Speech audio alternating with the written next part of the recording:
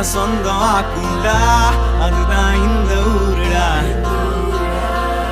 எங்க பீச்சு காத்து மேல பட்டா போதுண்டா, உனக்கு நல்ல ராசிடா, இனி நீ சென்னை வாசிடா.